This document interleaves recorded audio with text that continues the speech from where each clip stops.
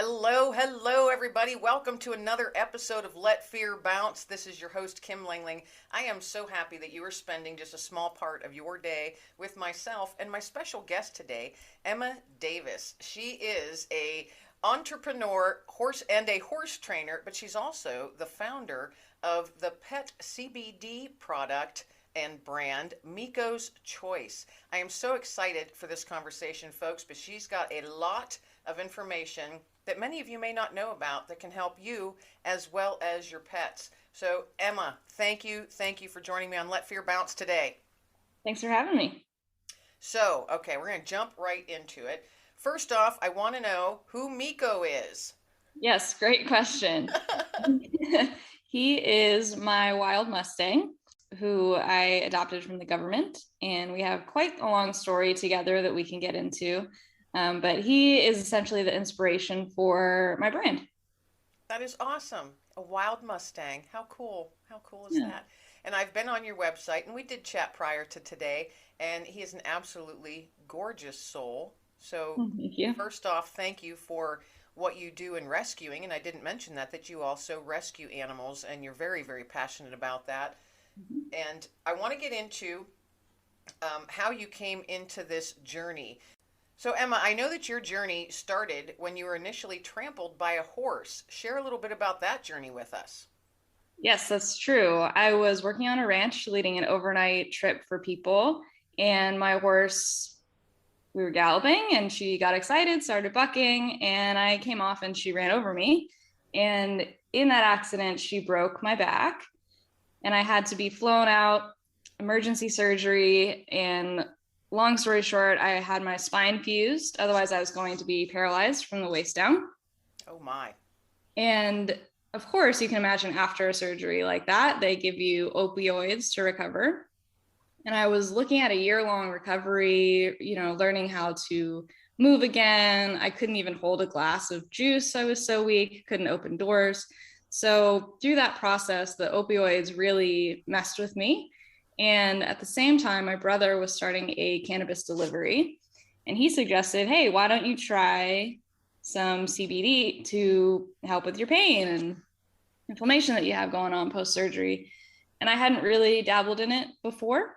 So that was my first experience with it. And it changed my recovery completely. I went off the opioids, was just using cannabis, and my nerve pain was gone. I had an appetite again. I felt okay moving. And that was my first cue into the medicinal properties of the plant and what it could really do for us. And also, shortly after that, my dog was diagnosed with hepatocellular carcinoma, which is terminal, and he was given 3 months to live. And again, my brother suggested, hey, why don't you just give him some CBD? And this was at a time when pet products were not talked about. It was in 2015, so before California went recreational. And we just decided, why not? Let's just give it a try. Can't hurt anything. So we dosed him the same as me because we weighed the same. He was a huge wolf hybrid. And so I just sort of went for it. And like my recovery, he also continued to do extremely well. You would not have known that he was sick. And he went into remission for 4 more years. Wow. And they had initially given him about 3 months to live. Yeah. And it's a very well-known aggressive cancer. And he had an unrelated follow-up surgery, which confirmed that the masses in his liver that were there were no longer there. And of course, I can't say that that's going to happen every time to every animal. But between that and my experience, I was like, okay, there's something here with this plant. And I basically pivoted my whole plan, which was to be a veterinarian, and go down the cannabis CBD world and have over the years combined it with animals. And what is your? I know that you have degrees. So what are your degrees in? Yeah, so I have an undergraduate degree in animal science, which was going to be the funnel to vet school. And I did get into a program at Tufts, but that was right when I had my accident. So I had to defer for a year and move back home and have my parents take care of me and all of that fun stuff. And then when I was better, I went back to school and ended up getting a master's in animals and public policy. So all of your education also is a great background for the journey that you took Yeah. into the world of cannabis and CBD and the medicinal properties and how well they work for humans and animals. It was put on the planet for a reason, the way I Right. look at it. Yeah. And it's there, and it's been used for what, thousands of years for medicinal properties. And Yes. now that we're able to look at all the different ways that you were able to just this is just one dog we're talking about here, folks, that had terminal cancer, given 3 months to live, and ended up going into remission and living 4 more years. I mean, what an Right. amazing story. What an amazing story. So, where does Miko, your wild Mustang, come into play here? Yeah. Great question too. At that point, my brother and I were already working together in this cannabis delivery. And 2 months before my accident, I adopted Miko from the government for this ranch that I was working on because he was going to be a new addition to their string. And the plan was for me to train him. But I got to the point where I could just barely touch his face because he was so wild and reactive when I got hurt. And after I got hurt, they decided, he was too much to work with. He was very sensitive. He just wasn't really going to be a good fit for the ranch, which I ultimately agreed with now. And so they sold him. And we all lost track of him for many years. And 2 years after he was sold, which was about a year after I was fully recovered, he just randomly appeared on Craigslist. And nobody was looking for him. He just showed up and he wasn't that far away and he was in horrible shape. And so I just immediately responded to the ad and was like, that's my horse. I'm coming to get him. Right? And so I went to get him and he was in the most horrible physical and mental shape I've ever seen, more so mentally than anything. And at that point, I thought, man, I would just really love to be able to give him some CBD to just take down the anxiety that he has about the world, among other things. But there wasn't anything like that available. Keep in mind, this is also a time when dog products were not available. Right. And nobody knew how to dose a dog. Nobody knew certainly how to dose a horse. So I didn't do anything about it. I just sort of sat on the idea for a few years before I found a manufacturer that could make this all work and figure out dosing a little bit better. And so, yeah, he was the inspiration for it. And I started giving it to him and to friends' horses just to be like, is this even going to work? Because nobody was doing it. So we don't know. And it turns out that it does work. And amazing, and you gave him another lease on life. Yeah, he was very, very troubled and very dangerous. And I had a lot of help in the beginning, but ultimately he hurt very well respected trainers. And we're still friends to this day. So I respect what they did and they helped us a lot. But it just so happened that he was a horse that just wasn't going to be, turned around on a schedule. And that's hard to do when you're hired to do a job that's just not, you just can't do it in 30, 60 days. Right, right. Well, and So you have to go, you have to meet the animal where they're at, just like humans. But my dog is a rescue dog. When I first got him, I have no background on what he was or where he was or what happened to him, but he was very, very skittish. He was very ill when I got him. And I trained him in German and I use hand signals as well. And one of my hand signals is a flat open palm. And when I used that with him, not as a striking, but just putting it out. yeah. And when I did that the first time with him, he literally threw himself on the ground cowering. And he's a big dog. And I realized right then, okay, I have to meet him where he is. Let's change up my hand signals. Right. I didn't change the words I used, but I just changed my open palm to 2 fingers and just gently would raise them. And that means to sit and stay. Yeah.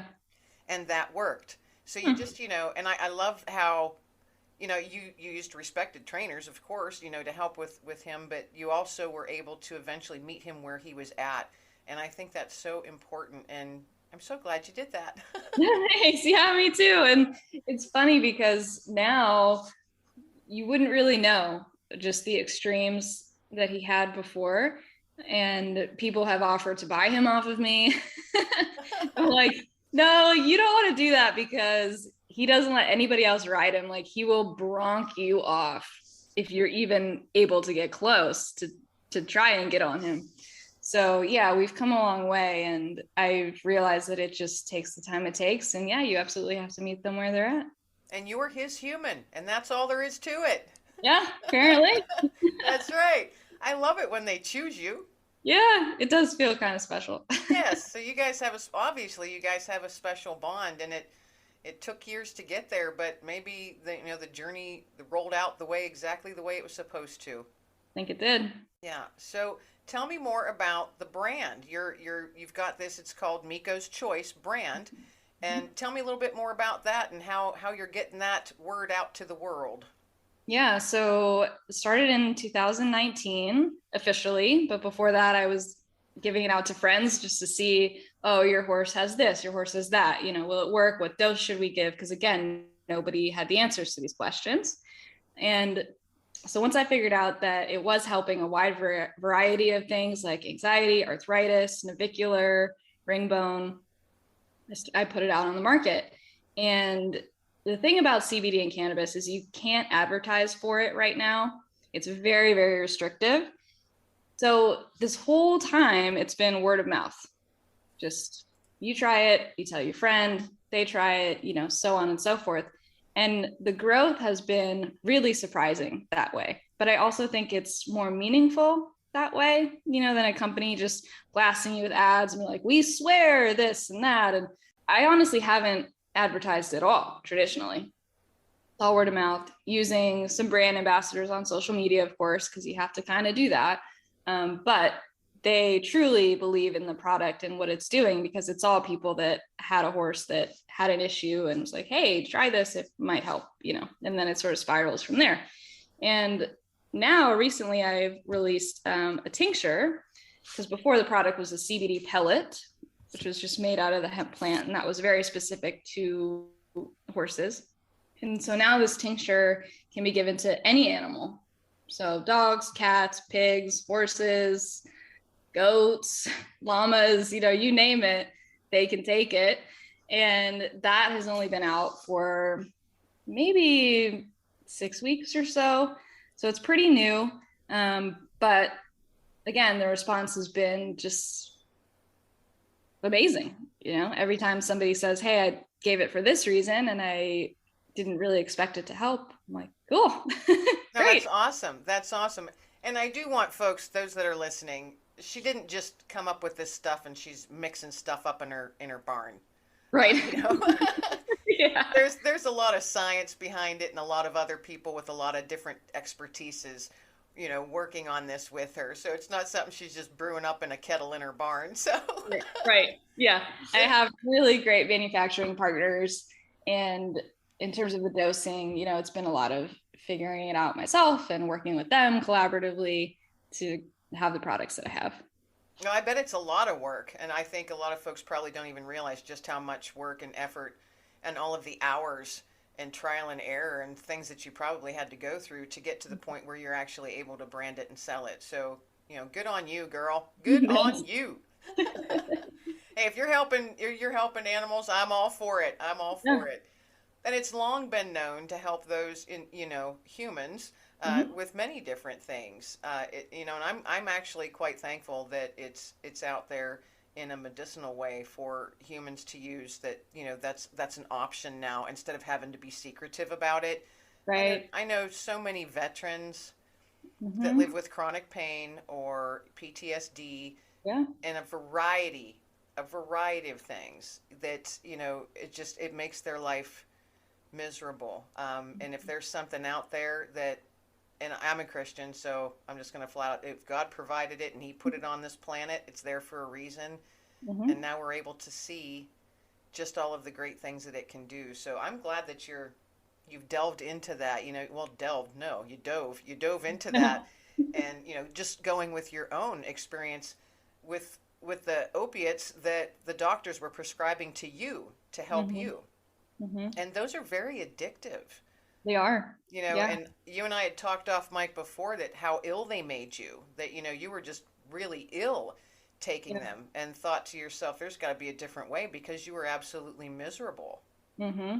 Yeah. It's funny going through that experience. I was like, why do people get addicted to this? Like, it was just so bad for me, but obviously people have different experiences.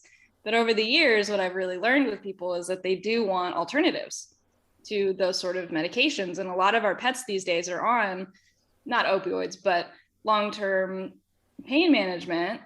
CBD is a natural anti inflammatory. And so I have a lot of people who say, oh, my horse is on this. Can I switch him? Yes, absolutely. And they see a big difference and it helps. I can imagine, because people, they love their pets. I know how much I love my dogs, Mm-hmm. and because they're such a big part of your life, and well, they're a part of your family. Right. And so you of course want to take care of them to the best of your ability. So you've got your brand. Mm-hmm. You're a horse trainer as well. What are your plans? Because you've got a lot going on, and it's all big stuff and it's all amazing stuff.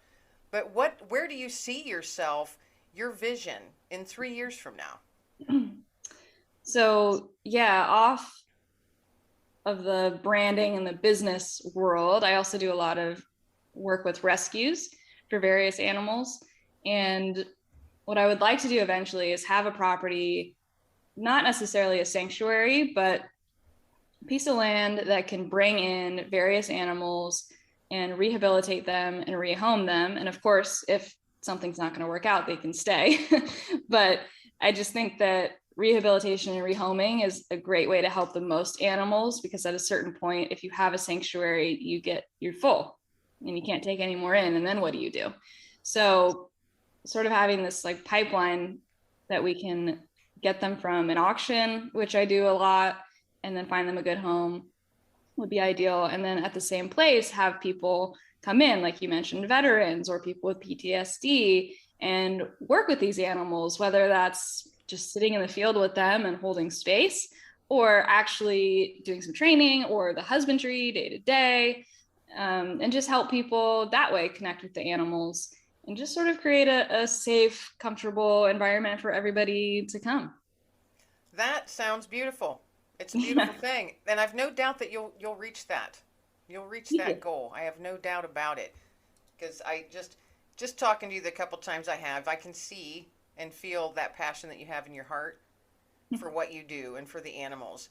And you think outside the box of how can I best help them. Thank you. And I think that's needed much more, instead of just saying, okay, well, we've got this place, ship them there, Right. and then you don't think about it anymore. But like you mentioned, sanctuaries, they will eventually become full.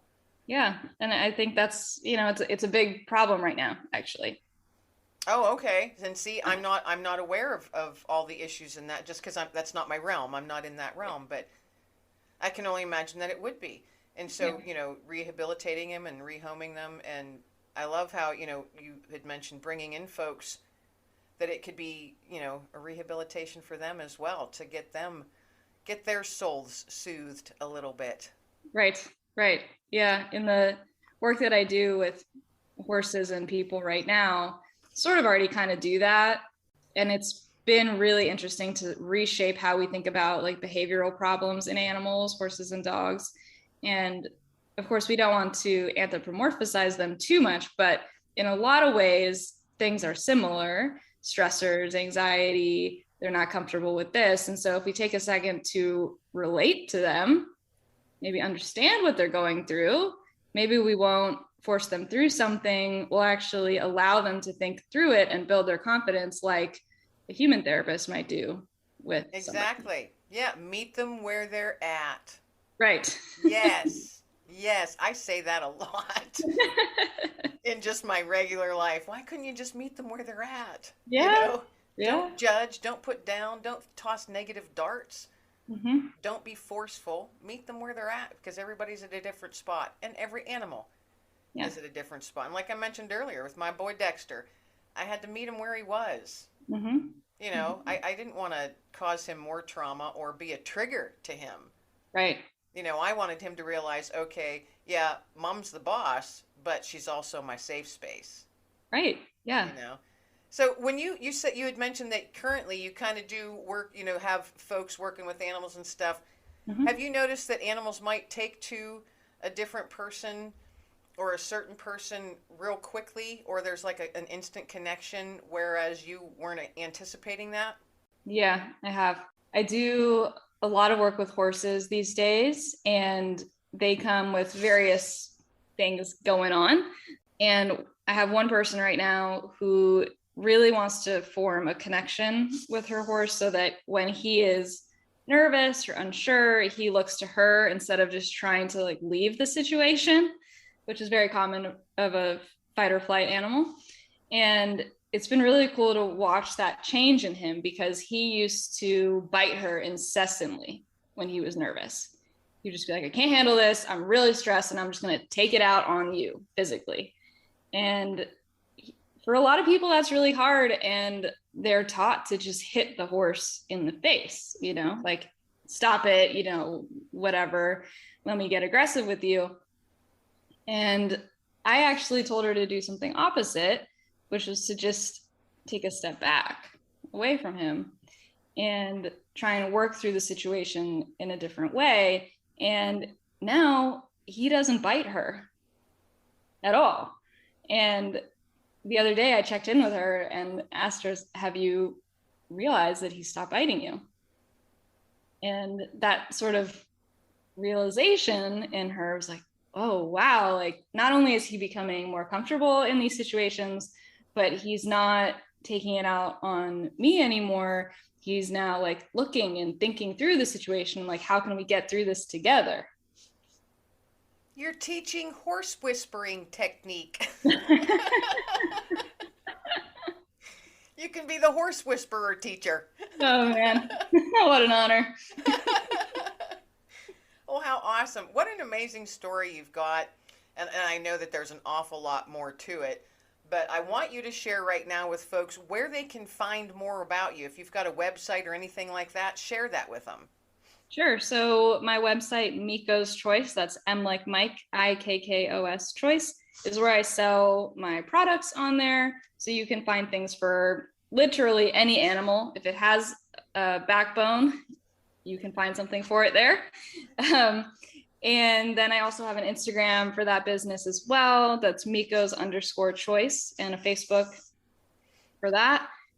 And for the animal rescue side of things in my day-to-day life, with the menagerie that I have and the training work that I do, I have an Instagram for that, and that is named after my current dog.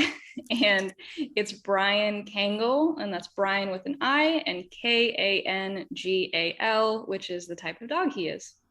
Awesome. Awesome. Now, okay, now that you mentioned you've got, the group of animals that you have within your life, Yeah. off mic, you had mentioned that you have a zorse. Right.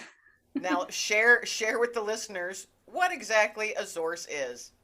So a zorse is a cross between a horse and a zebra, and his name is Pete. I got him about a year ago, actually this month, and he was at an exotic animal auction in Missouri. A friend of mine and I drove out there because she's big in animal rescue too. So she wanted to go see who she could save. And I was just along literally for the journey because we had this huge trailer that I was the only one who knew how to drive at the time. So I was like, I'll do it. But you get into these dangerous situations where you walk into an auction or a shelter and you're like, I'm here for this reason. But he was there, horrible shape. People were literally throwing beer cans at him because, why would you do that? And I actually rallied my Instagram following to help me save him because zorses are very expensive because they are exotic and people like exotic and they're cool, even though they shouldn't be pets. They shouldn't be domesticated. So honestly, it was only through the help of social media that I was able to raise the funds to save him and transported him back to California, where I realized that, yes, in fact, he is quite wild. But to his credit, we've built this relationship now, and he will often walk up to me when he sees me. He he had all these scars all over his body and his face that were clearly from a halter. So sort of like your dog, he would see the halter and be like, I'm out. And he would just Right. run. And I have target trained him to the halter now. So when he sees it, he'll come up to it and be like, oh, okay, this is a good thing. But on the flip side, he has days where he's just like, I don't want to interact with you at all. And that's fine because he's mostly a wild animal. Right. Now, how did you come up with the name Pete? Yeah. It was either like a really intense name, or like something like Pete. And the reason I came up with Pete, I was just standing by his corral and I thought, he looks like somebody that you could depend on in a situation. And he's also like kind and sweet. And for me, that was just like the association that came into mind. Just And Pete. Yeah. yeah, I don't know. It just sort of works. Yeah. No, and I love it. I love it. I had met a little tiny dog, a little guy. I can't even remember the breed, but he was very little, and he had a little vest on. It was at a veteran event that I was at several years ago, and I walked up and I said, "Who is this sweet little man?" And they said, "Oh, that's Dave." And as I sat there looking at him, I went, you know what? That name suits him perfect. He looks like a little Dave. He was just a teeny tiny little thing, but it just cracked. I laughed out loud because they're like, oh, that's Dave. Like, oh, that's awesome. That happens to us a lot because my dog is also named Brian. Oh, see, well, there you go. Brian and Pete, you got. Yep. And then we have a pig named Patrick. Oh, so you have a theme going on there. Yeah. And it just works. And yeah, people laugh about it. And I'm like, I don't know. They look like a Brian. Right. Exactly. Exactly. I had a groundhog for years living under my shed. I named him Bob. He looked like a Bob to me. I like it. So I called him Fat Bob because he was chubby. Yeah. Cute. Well, Emma, this has been awesome. This has been, a half hour flies by. This has been an amazing conversation. And I would love to have you on again sometime in the future to see where your journey's taken you, what's going on with Mikko's choice, and all kinds of other things I'm sure that I'll come up with to ask because we could talk for much longer than a half an hour. But it's been an absolute pleasure to have you on and you sharing about your journey and your CBD brand, Mikko's Choice, and all that you've went through to get to where you're at today. And I look forward to watching where you're going to go. Thank you so much. This is great. Thanks again for being with me on Let Fear Bounce. And all of you out there listening today, thanks for tuning in to another episode of Let Fear Bounce. I am your host, Kim Langling, with my special guest today, Emma Davis. Everybody be well, stay well, and be blessed.